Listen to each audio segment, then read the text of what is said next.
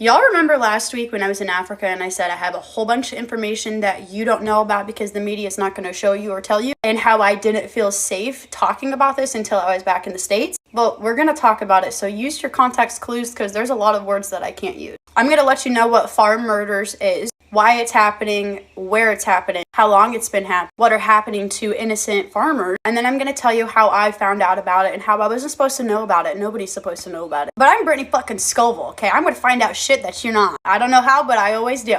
So, hashtag farm murders is something that's going on across Africa, especially South Africa. Zimbabwe is just above South Africa, and we are about 45 to 50 minutes from the border. People are illegally crossing into South Africa and killing innocent farmers. Now, let me tell you what. Obviously, there's no facts. This is coming from a very trustworthy opinion. And I'm saying opinion because do what you want with this information. You're not going to find it anywhere else. Nobody wants you knowing about it. A, because nobody's going to want to come if they know the risk and danger. And B, it's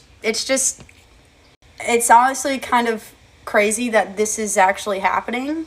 Some of the stories that I was told left a pit in my stomach, and I double checked the locks on my door. I don't know how to say this without sounding racist, but this is how it was explained to me. I mean, if you talk about race anytime, someone's going to call you racist. So this is basically what I got from what I was told. The government is granting people, white African Americans and black African Americans, lands, but the blacks are getting it for dirt cheap or free. And I know everything's two-sided.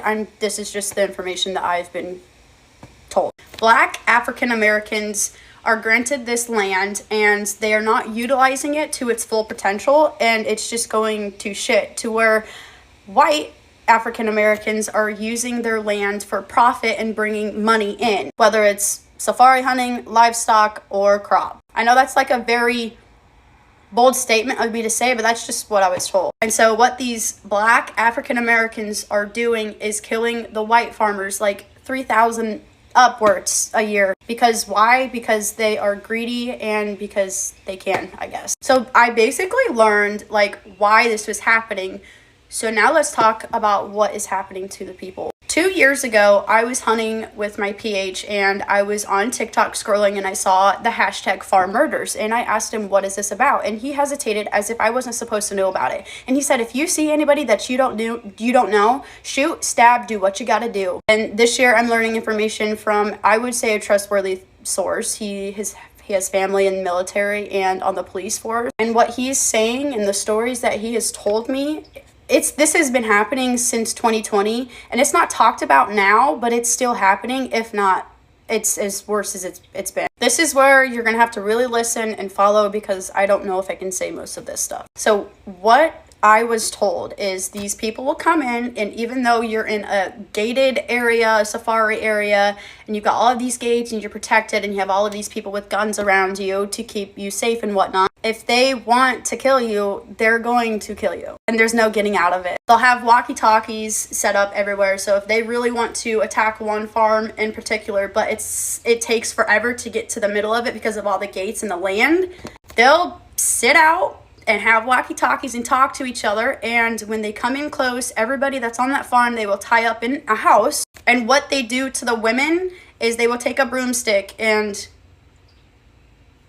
yeah, you've one of my followers actually messaged me and said her brother was in South Africa and witnessed a woman getting RAPED, and they did nothing about it because it was Black Authority Police. If you were white and you were by yourself and you have even if you don't have jewelry on, you're fucked. Obviously, there's some places that are safe and there's some places that are just not safe. It's like a fucking red zone. You don't want to be there. Us Americans think that we have it bad.